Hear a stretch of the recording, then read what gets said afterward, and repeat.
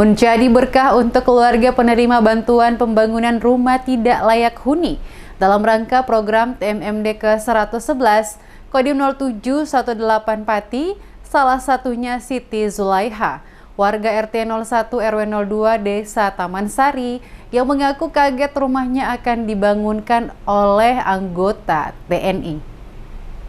Program TMMD ke-111 Kodim 0718 Pati sudah memilih penerima bantuan rumah tidak layak huni ke sejumlah 16 keluarga di Desa Taman Sari, Kecamatan Jakan, Kabupaten Pati. Siti Zulaiha, warga RT 01 RW 02 Desa Taman Sari yang mendapat bantuan tersebut mengaku kaget rumahnya akan dibangunkan oleh anggota TNI. Kondisi rumahnya yang seadanya, Siti Zulaiha merasa senang rumahnya akan dirubah menjadi rumah yang bagus sehingga memiliki lingkungan yang nyaman dan sehat.